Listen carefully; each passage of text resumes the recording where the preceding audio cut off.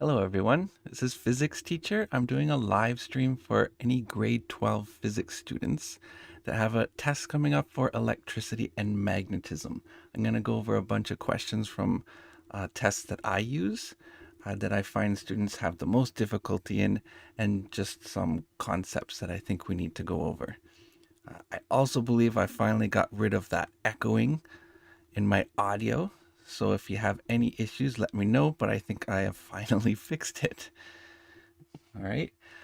So with that all said, let's begin.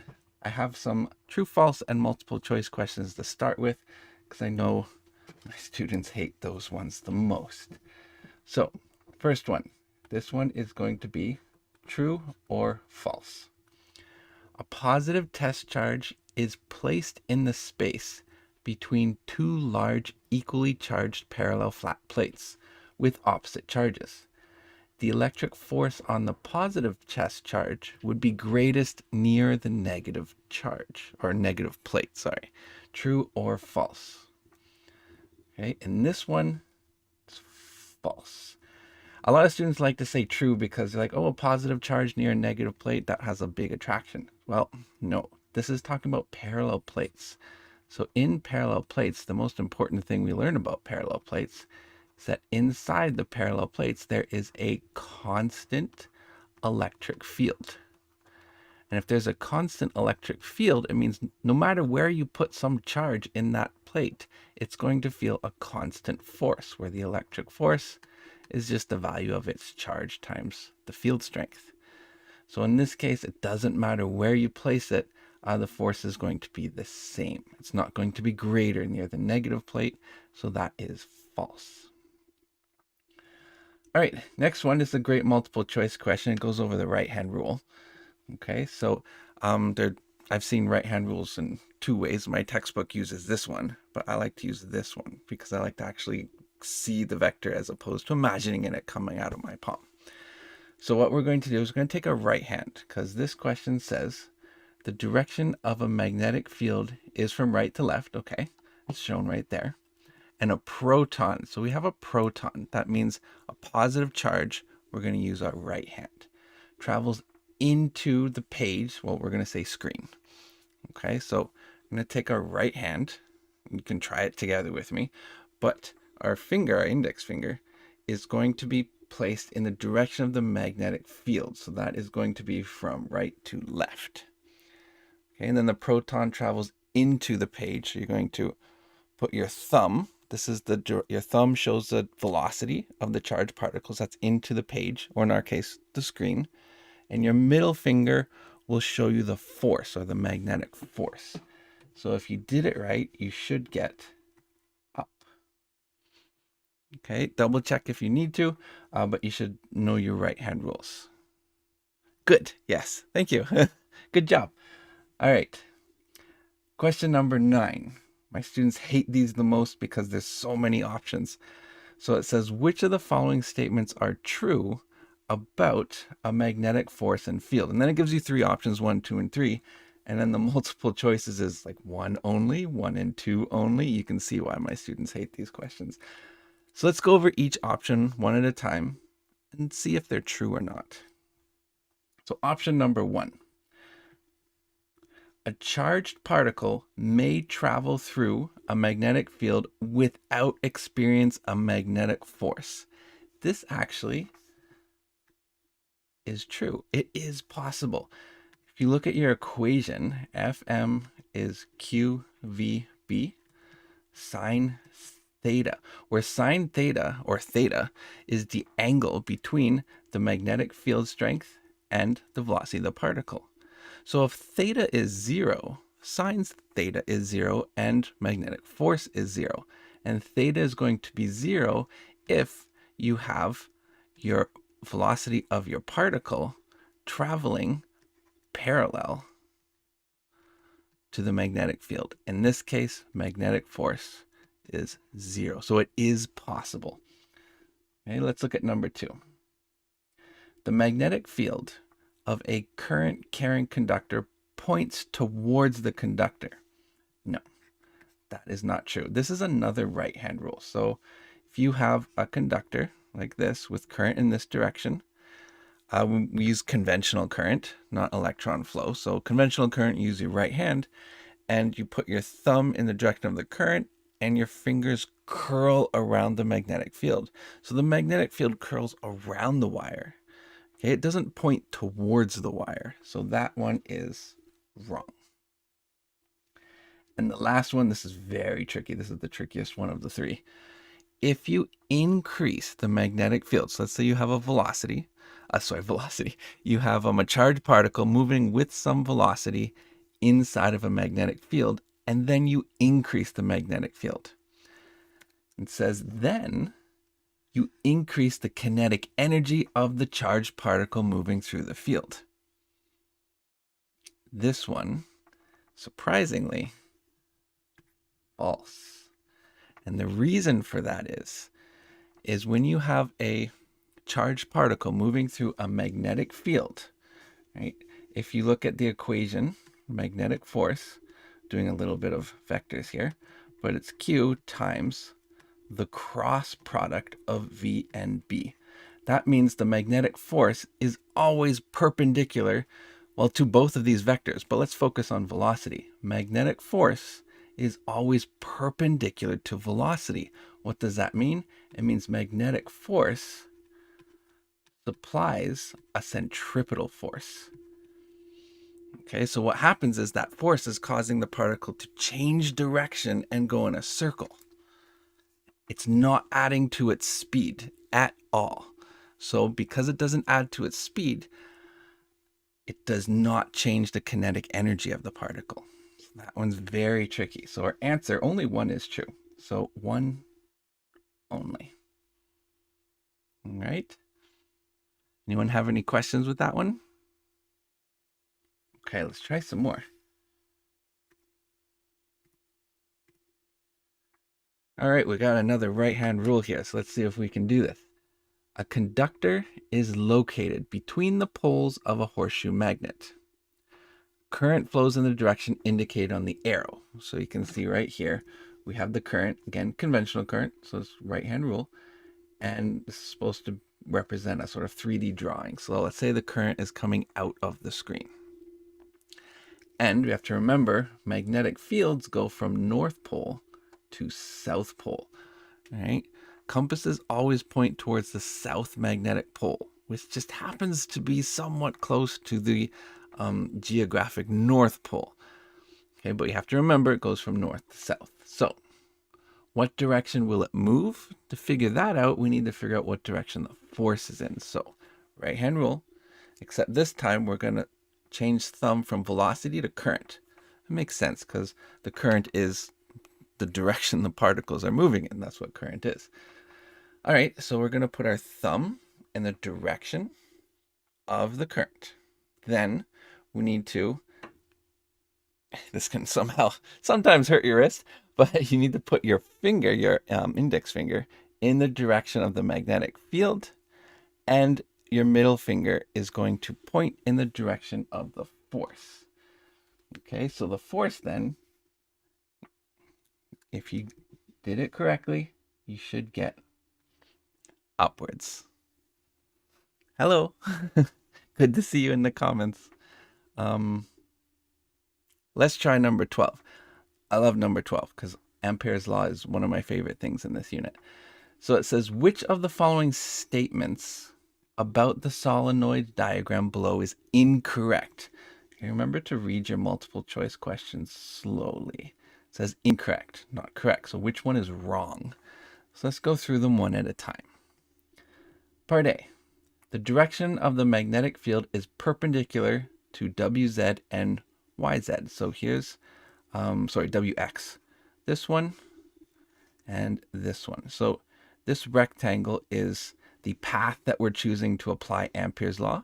And this is a solenoid. So this is a coil. We're kind of looking down at a coil as it goes in and out and in and out and in and out. And this is the center of the coil where we have a magnetic field B. And it's saying that this magnetic field B is perpendicular to these two paths. Yes, it certainly is. That's true. Okay, Let's try B. The direction of the magnetic field is parallel to XY. Well, here's XY. And there's the magnetic field. Yeah, they're parallel. So that's good too. Moving on.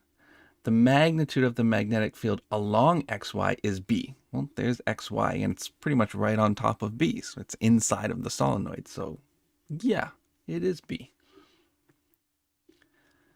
D, the magnitude of the magnetic field along ZW, ZW is over here, is B. This is no. The magnitude of the magnetic field outside of the coil is 0, not B, right? This path ZW is outside the coil. So this one is wrong. Right? So it looks like our answer is going to be D. But just to be sure, let's check E. It says the net current flowing through this area, so flowing through this rectangular path we've chosen, is Ni, where N is the number of loops. And yeah, so we have the current going through once, twice, 3, 4 times, right? So yeah, that is true. Okay. Anyone have any questions with either of those two before I move on? Hope the audio is much better now. There should not be any more echoes. All right, let's move on then. Here's some more tricky ones. This test has the most trickiest multiple choice questions, but they're my favorite. I love this unit. Okay. What is the magnetic field at point Y? So right here, we want to know the magnetic field right here, halfway between the two conductors. So this distance, if these two conductors are separated by a distance d, then this distance here is d over 2. And similar with this distance here, d over 2. All right, this one's tricky, right? It uses Ampere's law, right, where B is mu naught, right, times by the current over 2 pi d, where d would be the distance from the wire. So this is Ampere's law applied to a straight conductor, current carrying conductor. And we want to know, if we have 2 of them, what's the value right there? Well, we're going to just put mathematics aside for a second, and we're going to do a right-hand rule, because we have to remember these are vectors.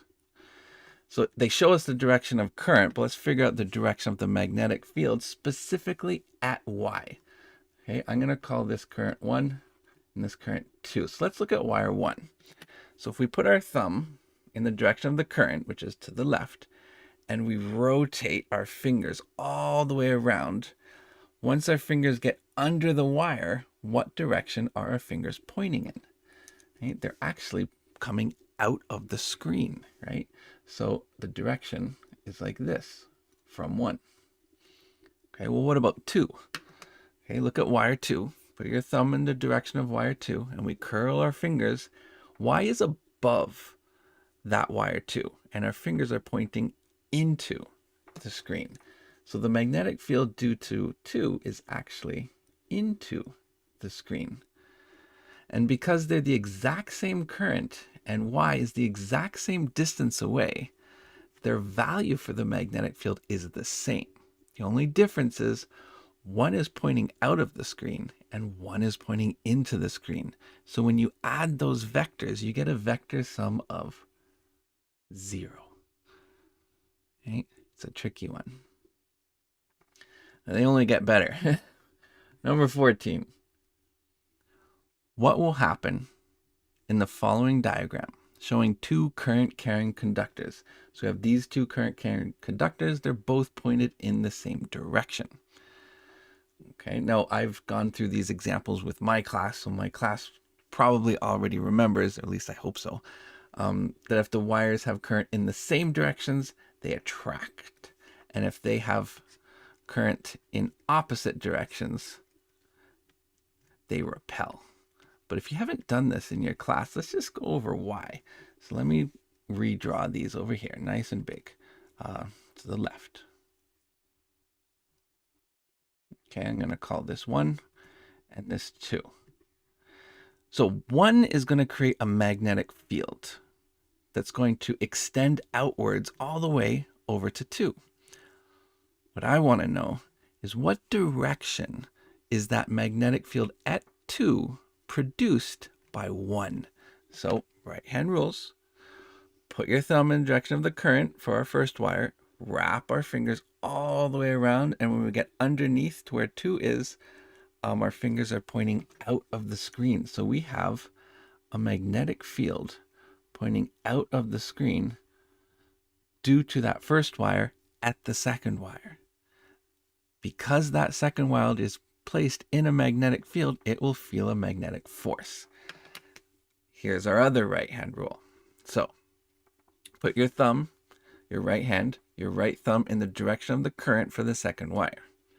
Then put your index finger in the direction of the magnetic field at 2 produced by 1. And then your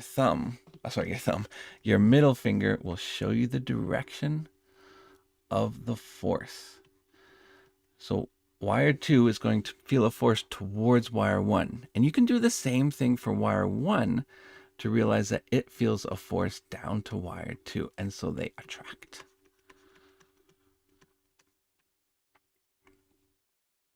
Okay, lots of right-hand rules in the multiple choice. So make sure you know them. All right. Any questions?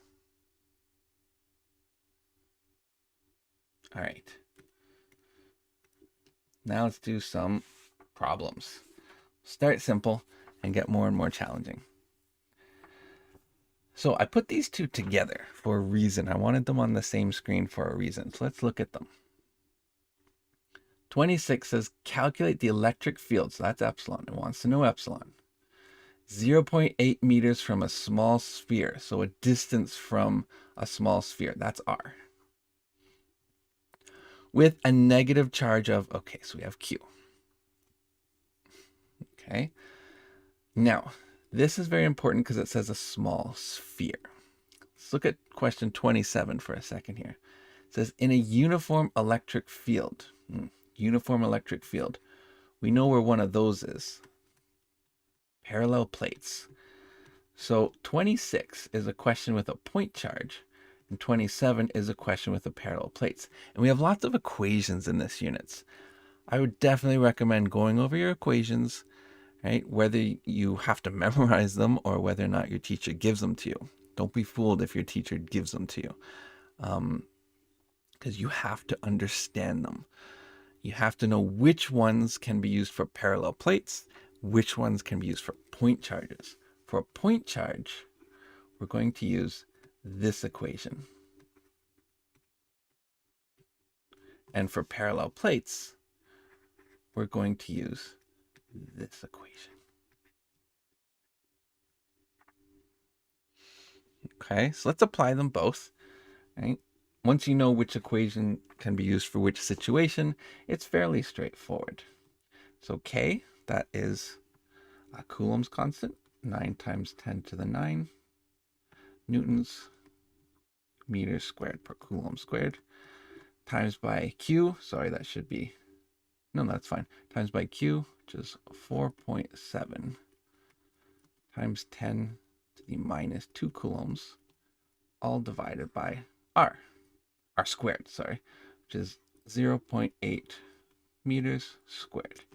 We get an electric field of 6.6 times 10 to the 8.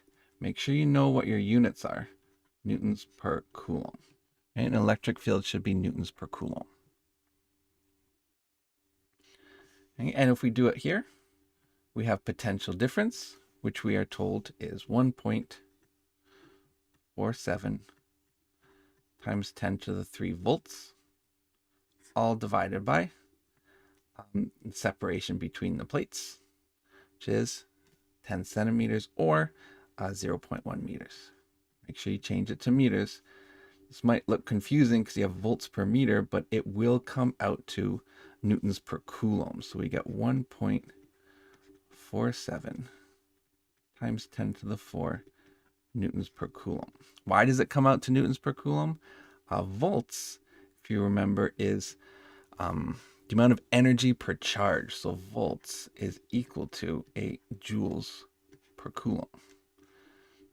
Okay, and a joule, if you remember, work is a Newton meter. So what we left here is we have a Newton meter per coulomb. That's a volt. And if we add this meter down here, our meters cancel, and you get newtons per coulomb. Okay. Straightforward.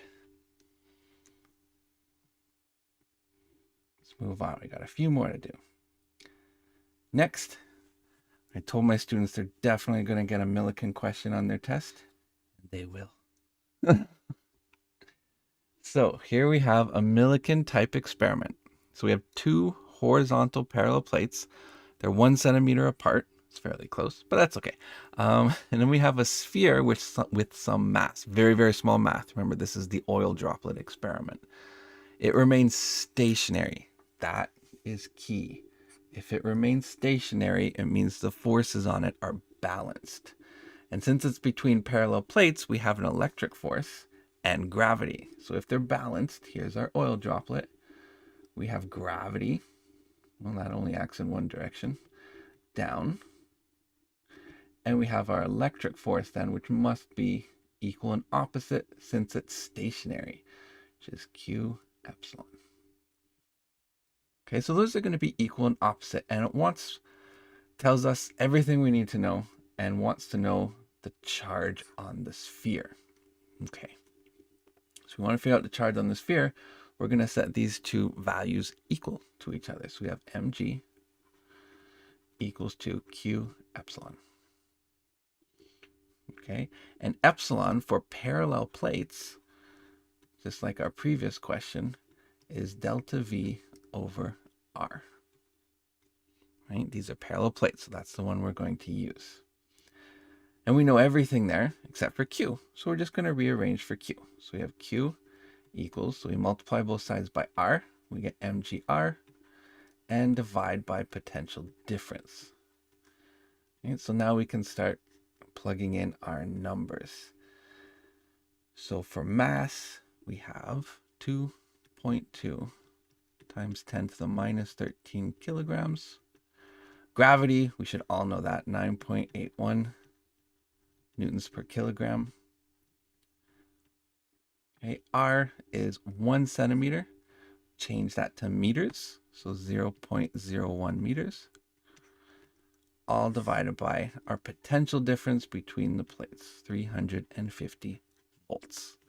Which is going to give us a charge of 6.2 times 10 to the minus 17 coulombs. There we go. A Millikan question. Right? If you have a Millikan question, there's two types of things I can usually ask you. Something that's related to this expression, where the forces equate, or something like this, right, where I tell you a certain number of charges, like electrons, were added or removed from an object. And so what is the charge on the object? And so that's N, the number of charges added or removed, multiplied by E, which is your elementary charge, 1.602 times 10 to the minus 19 coulombs. That would be a straightforward question. Okay. Any questions? Or move on to my favorite question next. No? All right. Favorite question. Mass spectrometer. Love mass spectrometer. I've made a few videos on mass spectrometers on my channel, including one which was sort of animated, because I really like mass spectrometer questions. They really encompass a lot for this whole unit. So here we have, calculate the mass of oxygen 16 ions with the charge magnitude. So we have charge, Q, accelerated into a mass spectrometer through a potential difference of 325 volts. That's our potential difference. And it's accelerated through parallel plates. Okay, we have like a little hole on one of the parallel plates. So you have a charge.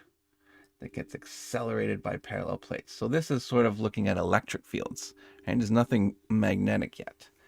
But then it gets put into a 2 Tesla magnetic field, so that's B. So then we get put into a magnetic field. Doesn't really matter which direction. I'll just put coming out. Right? And then the oxygen ions occupied a curved path. So that's R. But careful, this is not R as in the separation between these plates. This is R as in as this undergoes a curved path. Right? This is a charge magnitude of. So it's a positive charge. If you want to figure out where it's going to curve, we can do our right-hand rule. Let's do that quickly. Has nothing really to do with the question because I kind of just randomly said the magnetic field is coming out of the screen, but just for practice we can do it. So your finger, right, is going to be coming out of the screen with your thumb pointing in the direction of the velocity of the particle, and then your middle finger in this case is pointing down, so it's going to curve down like this. So that radius for that curved path is R. Okay.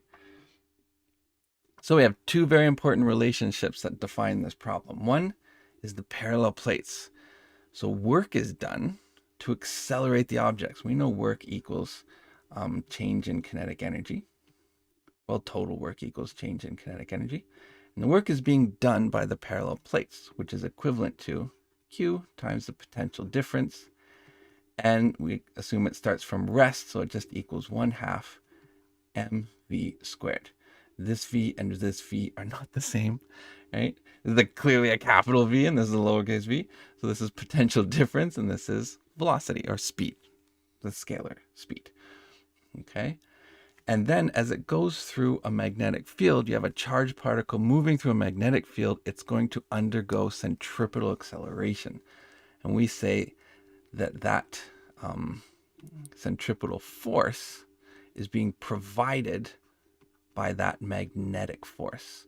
Okay, so centripetal force is m times centripetal acceleration, which, if you remember, v squared over r, is equal to the magnetic force, which is qvb, times the sine of theta. But since they're perpendicular, the sine of 90 is just 1. Okay. All right, so those are the very two important concepts we have there. And what we have to do is, this is two equations with two unknowns. We have to solve the system. It's nice and easy to just substitute. So we can come over here and solve for speed. So multiply by 2. We get 2q delta v, divide by m. That equals v squared. And then for v, we just take the square root of both sides. Right, so that's v. And then over here, we can cancel out this v with this v. And then our remaining v here, we can substitute that horrible square root. Right, so we get m, I'm just going to write m over r, times by this wonderful square root here, 2q delta v over m. And that's going to equal our q times our b. All right, now we have to solve for m. Doesn't look really easy because we have two m's there and we have a square root there. So let's deal with one problem at a time and get rid of the square root. We're going to do that by squaring everything. Square both sides. So we're going to have m squared over r squared, all times by this bracket, but the square root is now gone. So 2q delta v over m, right? We're squaring everything. So over here we have q squared, b squared. Now we can start canceling some stuff out. So this m can cancel with this m. Right? This q can cancel with one of these q's. Right? And then we can solve for m. We just have one m here. So m will equal, let's bring the r up here. So we're going to have q b squared r squared. And then this 2 delta v, we'll divide by that. So divide by 2 delta v. And there's our solution. All we have to do is plug in our numbers. Let me just go over here and do that. So M equals, we have Q, which is 3.20 times 10 to the minus 19 coulombs, times our magnetic field strength squared, so 2 teslas squared, times by R, that curved path, 0. That's in centimeters, so I'm going to want to change that into meters. So 0.00862 meters and square. Then we're going to divide all that by 2 times by delta V. Okay, where's delta V? 325. Okay, so 325 volts. All right, and that's going to give us our mass, which is, I don't know, can't do that in my head. There's 10 to the minus 19. 2 squared is 4 times by 0.00862 squared over 2 times 325. So 1.46 times 10 to the minus 25. And since we put everything into SI units, we get the SI unit for mass, kilograms. Does anyone have any questions with this one? Pretty much guaranteed my students they would get a question about a mass spectrometer on it. And they will. And there's a good chance you will too. It's a good question to ask. Nope. All right. One last question, and then we'll be done.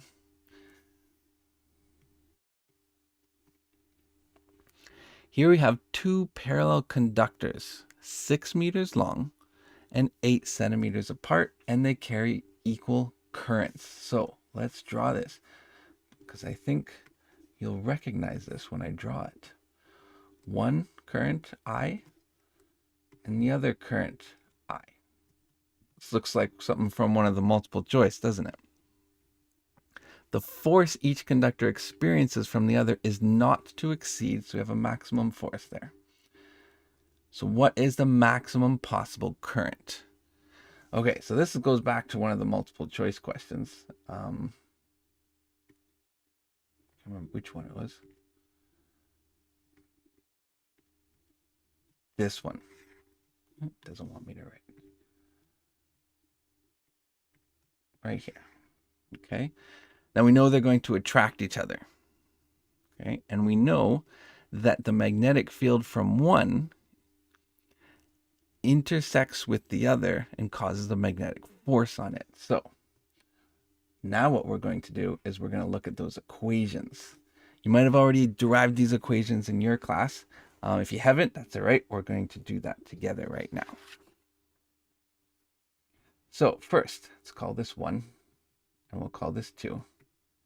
1's going to have a magnetic field at 2. And we can figure out the value of that magnetic field because it has a certain distance apart. Let's call it D.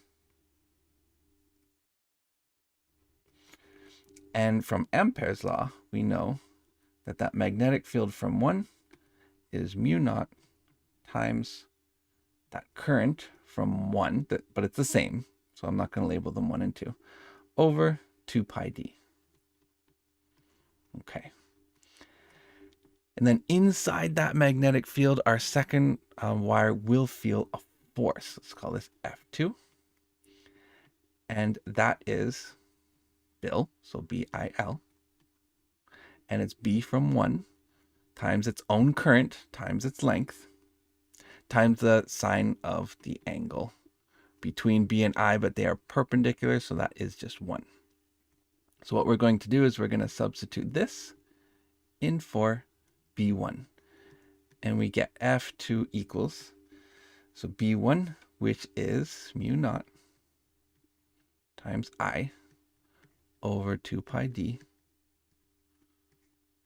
and then times by I again. So when we times by I again, we're going to get I squared, and then times by L. So this is what we end up getting. What we need to do is solve for I, because it says what's the maximum possible current. When we rearrange for this, we're going to multiply by 2 pi d, so we get F2 times 2 pi d. And then we'll divide by our magnetic constant and L. Divided by mu naught times L, and that equals I squared. Okay? Then we just need to square root both sides. And that gives us I. So let's plug in our numbers here. So I equals the square root of the force, so that's 7 times 10 to the minus 3 newtons times by 2 pi times by d. So this is where some students get confused. We got 2 units of length here, so which is which? Well, it says they're 6 meters long, so that's actually L. And they're 8 centimeters apart, so they're 8 centimeters apart, that's d. But we need to change that into meters, so times by 0.08 meters. I'll divide by mu naught, which, if you remember, is 4 pi times 10 to the minus 7. I forgot the units. All times by L, 6 meters. Okay, so as long as everything is in SI units, you will get 22 amps. And that's it. Does anyone have any last questions before I finish the live stream?